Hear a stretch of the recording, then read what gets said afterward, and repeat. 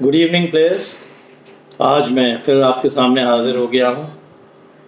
आज का जो वीडियो है वो मैं अपने पर्सनल लाइफ के ऊपर आपको बता रहा हूँ कि मेरी एंट्री क्रिकेट में कैसे हुई। बड़ी इंस्पायरिंग स्टोरी है कि मैं खेल में कैसे आया। जब मैं छोटा था 6th 7th 8th में मैं बिशप कॉटन बैंगलोर में भी पढ़ा था, फिर बाद में केंद्र विद्यालय में आ गया था। तो मैं स्पोर्ट्स में बहुत अच्छा था बट क्रिकेट नहीं खेलता था। हॉकी, फुटबॉल, बास्केटबॉल, एथलेटिक्स, कोई भी गेम आप नेम करिए सब में एकदम चैंपियन था। अभी ही कुछ दिन पहले हमारी एकेडमी की एक नई ब्रांच खुल रही है 1 अक्टूबर से लाइब्रेरी रोड के ऊपर।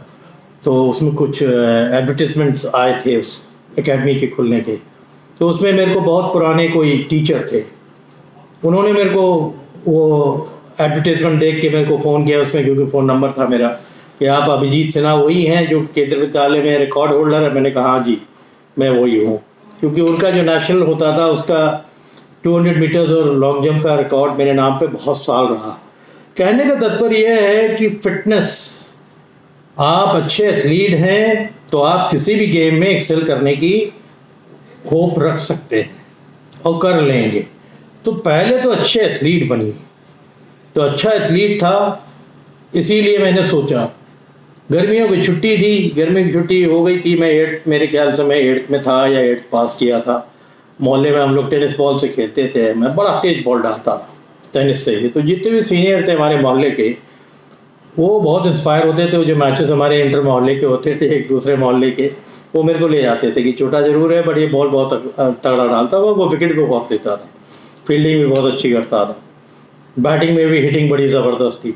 तो ये बहुत सी ऐसी चीज़ें थी जो उन्होंने देखा और उन्होंने बताया कि भाई कुछ दिन बाद यहाँ पर जो लखनऊ का मेन स्टेडियम था, KD सिंह बाबू स्टेडियम जिसको बोलते हैं, वो इकलौता एक स्टेडियम था जहाँ पर एक्टिविटीज़ होती थी स्पोर्ट्स की। वहाँ एक ट्रायल था, जो ट्रायल था सेंट्रल कोचिंग कैंप का। सेंट्रल कोचिंग कैंप में पूरे यूपी के बच्चे आते हैं ट्रायल देने के लिए। तो उन्होंने बोला कि तुमको वो ट्रायल अटेंड करना चाहिए, देना चाहिए। तो मैंने कहा मेरा कोई एक्सपीरियंस नहीं, मैं तो टेनिस बॉल से खेलता हूँ। बोले नहीं तुम तेज़ हो, तुम कर लोगे, तुम्हें ट्रायल तो देना चाहिए।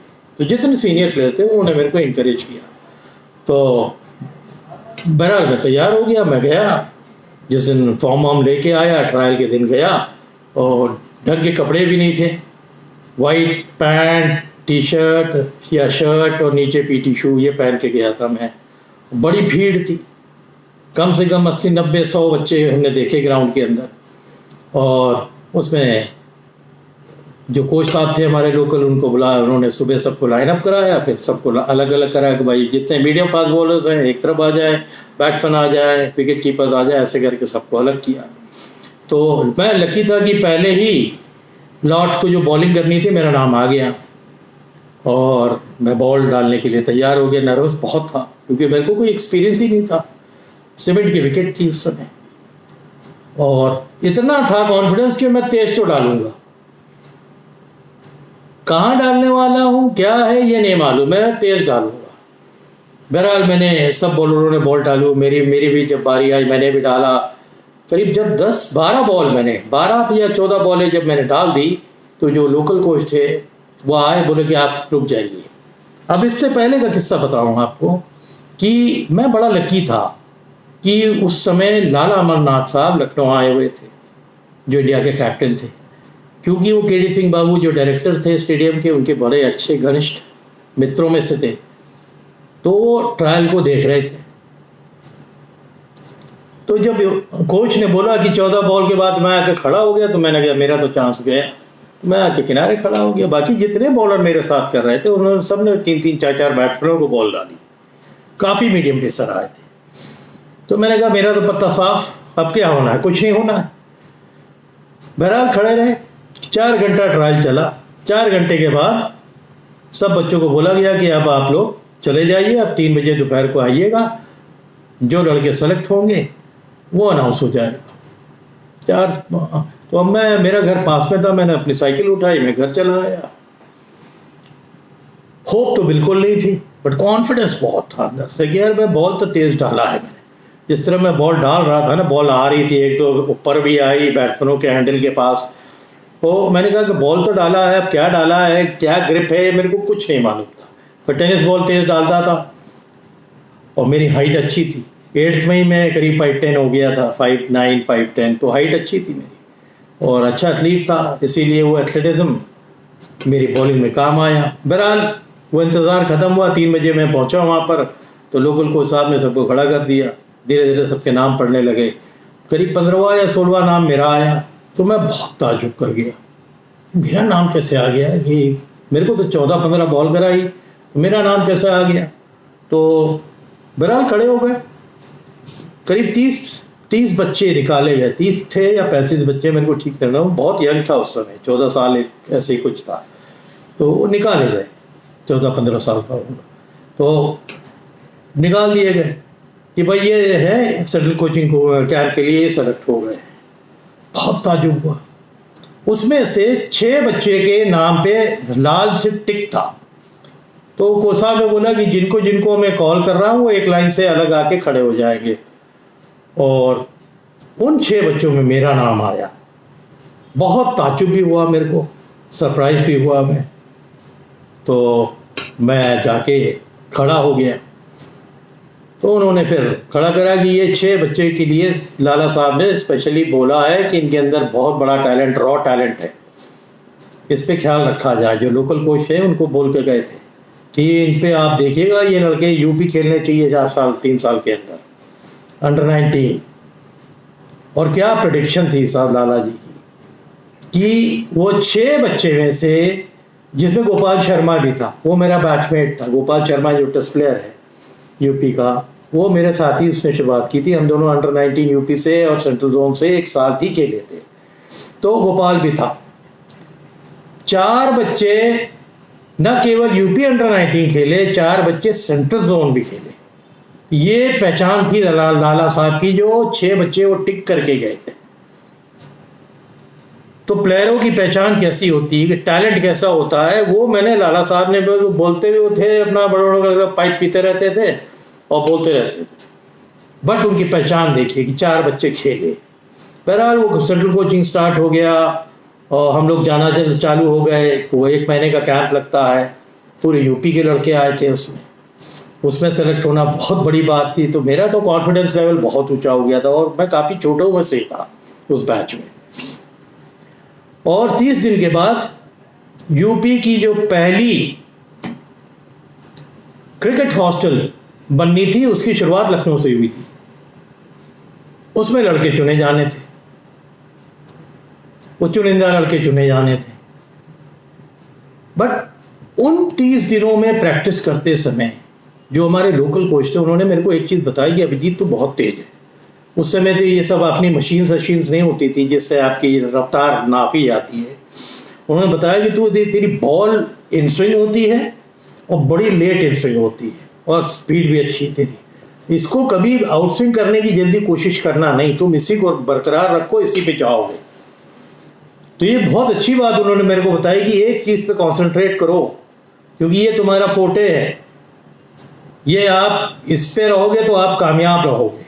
तो बहरहाल वो कैंप खत्म हुआ, तब तक तो मेरा कॉन्फिडेंस इतना ऊपर चला गया था कि कैंप की जो लीडिंग बॉलर थे उनमें से मैं एक था। वो बात खत्म हो गई। फिर सेंट्रल कोचिंग कैंप का लास्ट डेट आया। उसके बाद जो हॉस्टल की लड़के जो सेलेक्ट करने थे, उसमें मेरा नाम आ गया। मैं एक लौता लड़का था जो लोकल था, बाकी तो सब बाहर के थे। और के डी सिंह बाबू स्टेडियम में पीछे रूम्स बने हुए, उन्हीं में उनका हॉस्टल बन गया, उसी में वो रहने लगे। गोपाल शर्मा भी उन्हीं में से थे। तो वहाँ से मेरी क्रिकेट की शुरुआत हुई। और आपको मैं बताऊं कि क्रिकेट मेरा पहला ऑप्शन था ही नहीं, मैं कभी सोचता ही नहीं था कि मैं क्रिकेटर बनूंगा। फुटबॉल बहुत अच्छा लगता था, हॉकी बहुत अच्छा लगता था, एथलेटिक्स में तो अच्छा था ही, तो वो अच्छा लगता था। बट क्रिकेट में फिर जब मैं आया तो सब गेम बिल्कुल भूल गया। जब थोड़ा सा मैं सेलेक्ट हो गया, फिर हॉस्टल में सेलेक्ट हो गया, तो भूल गया।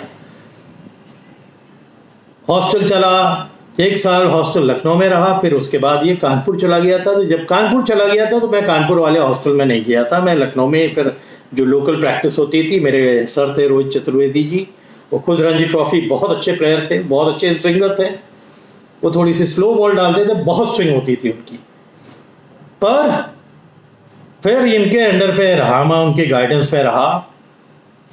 1 साल मैंने यूपी का ट्रायल दिया, 2 साल यूपी का ट्रायल दिया। टैलेंट होने के बावजूद, अच्छी स्विंग होने के बावजूद नहीं सेलेक्ट हुआ। ये सच्चाई है कि आदमी अगर उम्मीद करने लगे कि 2 या 3 साल में वो खेल लेगा, होता नहीं। जबकि लोकल क्रिकेट में मैं बहुत विकेट लेता था और बैटिंग भी ठीक ठाक करता था लोअर ऑर्डर में आके, पर कॉन्फिडेंस हमेशा मेरा रहता था कि करूंगा मैं जरूर, तो वही काम आया। अब आगे की आप सुनिए क्या हुआ कि बीसीसीआई ने उन्हीं सालों में अंडर 22 CK नायडू ट्रॉफी का अनाउंसमेंट किया, जो पहली बार होना था। तो उसके ट्रायल अलीगढ़ में थे। क्योंकि मैं बॉल अच्छा करता था, छोटा होने के बावजूद, 16-17 साल का तब तक हो चुका था, तो बॉल अच्छा करता था। तो मेरा नाम कवल टाउन, यानी जो थोड़े बड़े टाउन होते हैं यूपी के, उनको कवल टाउन बोलते थे। उसमें से 12-16 लड़के जाते थे, 15-16 लड़के, उनमें से मेरा नाम आया। अलीगढ़ में ट्रायल हुआ उसका। वो ट्रायल अंडर 19 ट्रायल के पहले हुआ था। अलीगढ़ गया मैं, और अलीगढ़ में 3 दिन ट्रायल हुआ। चौथे दिन क्या करते थे कि वो टीम बना लेते थे, जो लड़के सेलेक्ट होते हैं 2 टीमें बनती थी, फिर उनका वो 50-50, 60-60 ओवर का मैच कराते। वो बैटिंग पे होता था तब ट्रायल उस ज़माने में, बॉल में तेज डालता ही था। तो जो लास्ट डे, 3rd डे जो टीम अनाउंस हुई, उसमें लंच में ये कई लोगों ने मेरे को आगे बताया कि तेरा नाम आ सकता है, तूने बॉल अच्छी डाली। बट मेरे को लग रहा था कि मैं अभी 16-17 साल का हूँ, मेरे को 22 में कौन डालेगा। बट वो सब लोग जो हवा उड़ती रहती ना स्टेडियम में, तो वो बोल रहे थे नहीं तेरे को तो पसंद हो। मेरे एक लखनऊ के सेलेक्टर थे उसमें। तो बात यह हो गई आखिरी में जाके कि भाई अभिजीत को 2-2 में डालना चाहिए, क्योंकि रॉ टैलेंट है, एज ना देखते हुए भी। बाकी जो 2 सेलेक्टर थे, 4 सेलेक्टर थे, 2 तो मेरे को बैक कर रहे थे। 2 ये बोल रहे थे कि जिनका लास्ट ईयर है अंडर 22 का, उनको चांस मिलना चाहिए, जो बात भी सही थी कि भाई उनको चांस मिलना चाहिए। बहरहाल जो 2 टीम सेलेक्ट हुई थी, उनका चौथे दिन मैच होना था, तो वो मैच हुआ। और मैं बड़ा लकी था कि जिस टीम में मेरे को डाला था, अजहर जावेद मेरे कैप्टन थे, जो लखनऊ के रहने वाले थे और मेरे को जानते थे। क्यों जानते थे? क्योंकि मेरे ही क्लब से खेलते थे, वो मेरे कैप्टन भी थे क्लब के उस समय। कि मेरे अंदर टैलेंट है बैटिंग का भी, और बॉलिंग में भी करूँगा। और मैच पे मैच था, और हसन नसीब दारा और बायर मुस्तफ़ा खान, ये 2 रणजी ट्रॉफी के टीम में रह चुके यूपी के प्लेयर थे, जो 22 के अंडर थे। ये ट्रायल दे चुके थे, ये मेरे ऑपोजिट थे। तो मेरे ख्याल से जो रेगुलर ओपनर्स थे, उन्होंने मैच पे खेलने को शायद मना कर दिया। मेरे को रीज़न नहीं मालूम है, क्योंकि अजहर भाई मेरे पास आए, बोले कि अभिजीत ओपन करेगा इस मैच में।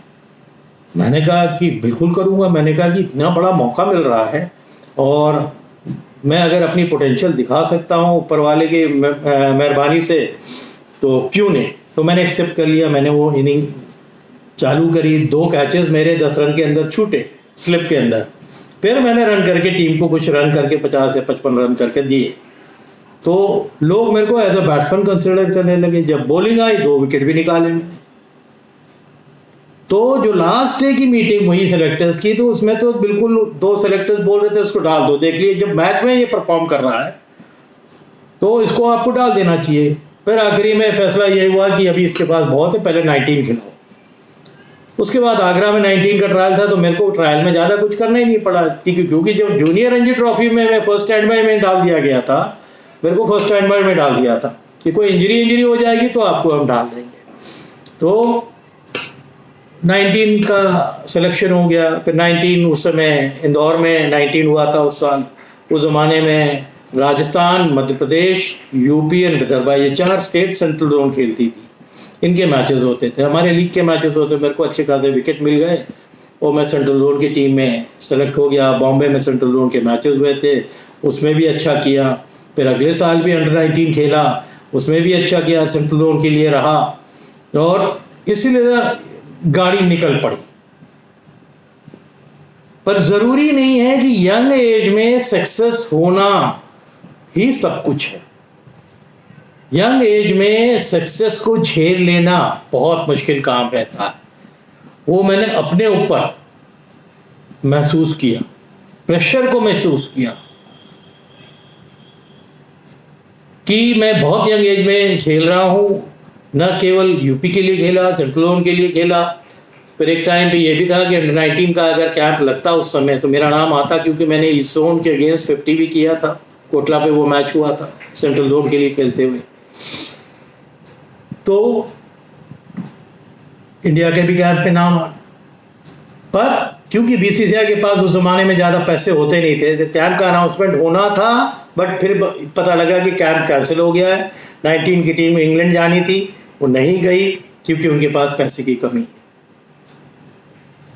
बहरहाल ये जर्नी चलती रही, मैं थोड़ा खेलता रहा। बीच में एक डिसीजन मैंने बहुत गलत ले लिया कि मेरे को बंगाल से कॉल आया कि तुम यूपी में जल्दी बच्चों को चांस मिलता नहीं है, तुम बंगाल के लिए आके खेलो। और बहुत बड़ा क्लब था वहाँ, 3 बड़े फुटबॉल के क्लब है, मोहम्मडन स्पोर्टिंग, ईस्ट बंगाल और मोहन बगान। इन्हें फुटबॉल के क्लब है। इनकी क्रिकेट की टीम भी ज़्यादातर रणजी ट्रॉफी प्रेसिडेंसी में रहते हैं, ए डिवीजन क्रिकेट खेलती है। तो उन्होंने मेरे को बोला कि आ जाओगे तो पैसा भी अच्छा मिलेगा, तुम्हारा अंडर 22 का चांस बहुत अच्छा है यहाँ से। अब उस लालच में बगैर सोचे कि मेरा फ्यूचर यहाँ अच्छा है कि वहाँ, मैं यहाँ अच्छा खासा कर रहा हूँ, पता नहीं मेरे दिमाग में क्या आया, बस एक किसी ने डाल दिया कि यूपी से किसी लड़के को जल्दी चांस मिलता नहीं है। बस यही सोच के मैं बंगाल के लिए मैंने अपना ट्रांसफ़र कानपुर में अपना लेटर भेज दिया इंटर स्टेट ट्रांसफ़र के लिए, और ट्रांसफ़र लेके बंगाल चला गया। वो मेरा एक गलत डिसीजन था, क्योंकि जब तक मेरा ट्रांसफ़र लेटर बंगाल पहुंचा तब तक 2-2 के ट्रायल हो चुके थे। मजबूरन मेरे को बाहर 1 साल रह के खेलना पड़ा, जबकि मेरी मेन लालच ये थी कि मैं 2-2 का ट्रायल दूँ वहाँ से, और शायद देता तो ठीक ठाक नाम था अंडर 19 में, वहाँ से 2-2 खेल सकता था। उस ज़माने में तो पक्का ही खेलता। तो बहरहाल ये सब मेरे अंदर भी एक आदत थी, बहुत ज़्यादा पीछे के बारे में नहीं सोचता था। मैं बस कॉन्सेंट्रेट करने लगा कि चलो अभी एक सीज़न किसी तरह यहाँ मोहम्मडन के लिए आया हूँ, खेलूँ। और मेरे को थोड़ा सा बैक की प्रॉब्लम हुई थी बीच में, वहीं पर कलकत्ता पहुँच के मेरे को बैक की प्रॉब्लम हुई थी। तो फिर भी वो सीज़न खेला। मैंने बैटिंग में इतने सीनियर प्लेयर्स थे मेरे साथ में मोहम्मडन में। हैदर अली थे जो इंडियन रेलवेज़ के कैप्टन थे, मोहम्मद तारिक कैफ के फादर, ये मेरे साथ थे। ये सब रिटायर हो चुके थे, बट ये क्लब क्रिकेट खेलने आते थे। आबिद अली थे जो इंडिया के प्लेयर थे, अब्दुल इस्माइल थे जो बॉम्बे के बहुत नामी मीडियम फास्ट बॉलर, उन्होंने बढ़िया टिप्स मेरे को दिए जब मैं था। तो हम लोग सब एक ही हॉस्टल में रहते थे, मेस में रहते थे। तो वो एक्सपीरियंस बहुत ज़बरदस्त रहा मेरे लिए, लाइफ चेंजिंग, कि जो सोच बदल देता है। इनके साथ शाम को बैठना, क्रिकेट के ऊपर डिस्कशंस करना, बात करना, उनके एक्सपीरियंस को शेयर करना, ये मेरे लिए इसके पहले ये तजुर्बा कभी हुआ नहीं था। बहरहाल 1 साल अच्छा गया, बैटिंग में भी मैंने अच्छा किया। कुछ मैचेस में, बड़े क्रूशल मैचेस में मैंने रन किए।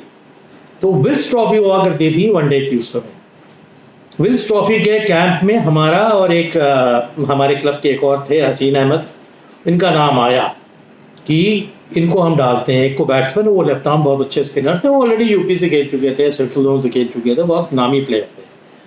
तो इलाहाबाद के थे और बहुत बढ़िया लेफ्ट आर्म स्पिनर।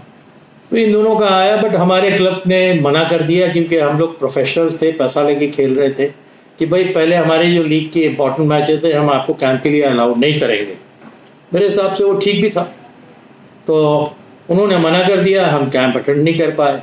तो एक चांस अगर रहता शायद बंगाल खेलने का, कि मैं कोई कैंप में रह के थोड़ा सा इम्प्रेस करता, वो भी चला गया। बट फिर भी मेरे को चिंता नहीं थी, मैं तब तक बैटिंग में बहुत ध्यान देने लगा था।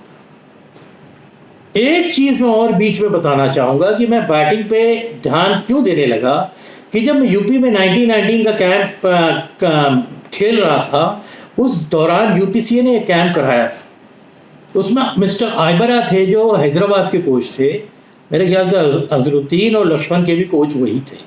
वो आए थे, उन्होंने हम लोग का एक कैंप था वो लिया था, और उनकी किताब भी उन्होंने लिखी थी, और बड़े विद्वान कोच थे। तो जब मैं बॉलिंग करता था और बिल्कुल आखिरी में बैटिंग मिलती थी, तो उन्होंने मेरे से बोला कि अभिजीत तू अपनी बैटिंग पे बहुत ध्यान दिया कर, तू एज अ बैट्समैन खेल सकता है, इतनी अच्छी बैटिंग है, तू स्टेट खेल सकता है एज अ बैट्समैन, तो तुम ऊपर क्यों नहीं खेलते, इतना नीचे क्यों खेलते। मैंने कहा मैं क्या करूँ सर, मेरे को नीचे खिलाया जाता। मैं तो अपना क्लब जिसमें 7-7, 8-8 रणजी ट्रॉफी प्लेयर्स थे, जिसका मैं फॉर्म करने वाला हूँ, फाउंडर हूँ, मैं नहीं करता था ऊपर बैटिंग। बहुत जगह सैकड़े, करीब 25-26 सैकड़े हैं मेरे स्टेट लेवल टूर्नामेंट्स में, ऑल इंडिया लेवल टूर्नामेंट में, बट क्लब के लिए एक भी 100 नहीं, क्योंकि क्लब के लिए मैं उसी नंबर पे खेलता था। तो उन्होंने कहा कि तू बहुत रन करता है, तो तेरे को बैटिंग पे ध्यान देना चाहिए। बस वो चीज़ मेरे को कलकत्ता में याद आने लगी, तो मैंने बैटिंग में बहुत टाइम दिया और नेट्स में। वो बड़े बड़े प्लेयर थे, वो मेरे तरफ वो देखते भी थे कि तू बैटिंग पे ही ध्यान दे, तेरा बॉलिंग का तो रहने दे। तब तक मीडियम पेसर मैं बहुत मैचेस में स्पेल डालते डालते हट जाता था पीठ के दर्द की वजह से, वो एग्रीवेट कर गया था। तो मेरे को कुछ प्लेयरों ने बोला खड़े खड़े थोड़ा ऑफ स्पिन डालना चालू कर, तो मैं ऑफ स्पिन भी करने लगा। और मेरा बॉल ऑफ स्पिन तो कम होता था, सीधा और लेग कट बहुत होता था, जो धोखा देता था प्लेयरों को। तो विकेट भी मेरे को मिलने लगे कुछ मैचेस में, और ख़ासकर कुछ जो कलकत्ता के बाहर मैचेस होते थे, तो वो बड़े प्रेस्टिजियस मैचेस होते थे, क्योंकि बिजनेसमैन आते थे, उसमें पैसा लगाते थे और अच्छे अच्छे प्लेयरों को ले जाते थे। वो उनको ट्रॉफी से मतलब होता था कि हम आपको पैसा देंगे, गाड़ी आएगी ले जाएगी, बस हमें जिताइए।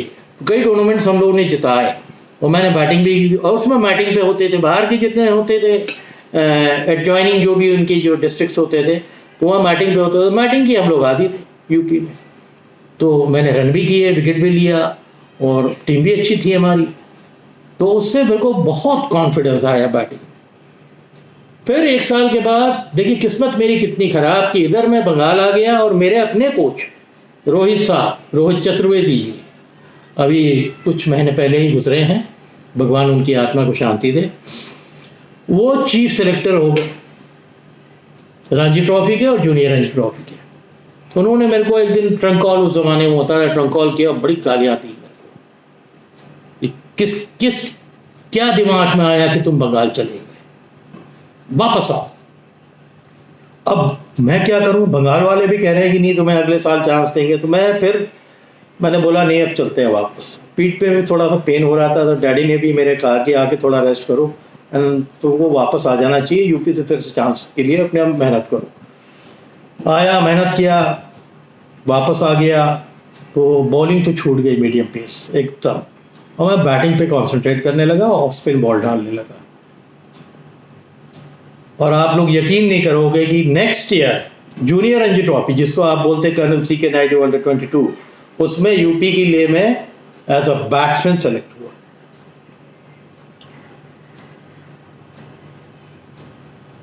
राजस्थान के अगेंस्ट मैंने रन भी किए, एज अ ओपनर खेला, 35 रन किए एक इनिंग में, और फिर करीब 29 पे मेरे को गलत लेग बिफोर दे दिया। आउट तो था नहीं, क्योंकि नॉन स्ट्राइकर जब कह रहा था कि आउट नहीं, बॉल बहुत बाहर जा रहा था। किस्मत की भी बात होती है, बहरहाल वो बात अलग है।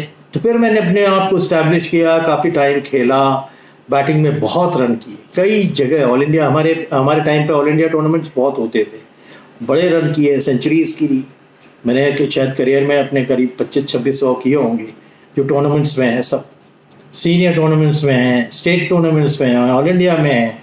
तो क्या कहने का तात्पर्य है कि बट जो सबसे बड़ी वीकनेस मेरे अंदर आई वो थी मेरी फिटनेस की। फिटनेस का मतलब मैं ये कि नहीं मेहनत नहीं करता था, ये कि मेरी पीठ जो एग्रीवेट हुई उसका असर मेरे करियर पे आया।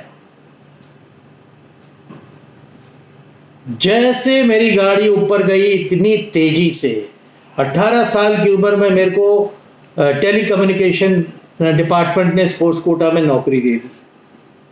मैंने नौकरी करने का मन नहीं था कि मैं क्लरिकल में, मैंने कहा मेरे को ऑफिसर्स ग्रेड दो, तो उन्होंने कहा कि कैसे देते, अभी आप ग्रेजुएट भी नहीं हो। तो बहरहाल मैंने सिर्फ जॉब इसलिए ज्वाइन करी क्योंकि मैं नहीं चाहता था कि मम्मी डैडी से मैं पैसा लूँ अपने खर्चे का। बहुत खर्चे होते थे, बैट लेना, पैड लेना, टूरिंग करना, बहुत होता था। तो मेरा जो मेन मकसद था जॉब लेने का, वो इसलिए रहता था कि मैं जॉब ले लूँ, वो अपना खर्चा जो है अब घर से लेना बंद करूँ। उल्टा मैं कुछ हमेशा मम्मी को देता था, जो भी मेरी सैलरी मिलती थी मैं घर पे दे देता था। मेरे पास उस समय एक मोटरसाइकिल थी, वो मेरा खर्चा था, उसका पेट्रोल भरना, चलना, वहाँ से ऑफिस जाता नहीं तो साइन करके आ जाता था। और मेरे जो ऑफिस के बॉसेस थे वो इतने अच्छे थे, कहते थे कि तुम इतना करा करके आ जाया करो। वो काम भी मेरा जो टेबल का डिस्ट्रीब्यूशन था वो सब किसी और को दे दिया उन्होंने। तो बड़े कोऑपरेटिव लोग थे, उस ज़माने में होता भी था ऐसा कि लोग कोऑपरेट करते थे कि आप खेले। ऑल इंडिया PNT के 2 टूर्नामेंट्स हुए, उसमें एक में मैं कैप्टन हुआ और एक में सेमीफाइनल में हम बॉम्बे में टूर्नामेंट खेल रहे थे। सिंगल हैंडेडली मैं निकाल के जा रहा था पूरा टूर्नामेंट। बहुत, किसी में 40 नॉट आउट, किसी में 50 not out, 2 wicket, 3 wicket, 2 wicket. Semifinal में हम लोग बैटिंग में कोलैप्स कर गए क्योंकि मैं जल्दी आउट हो गया।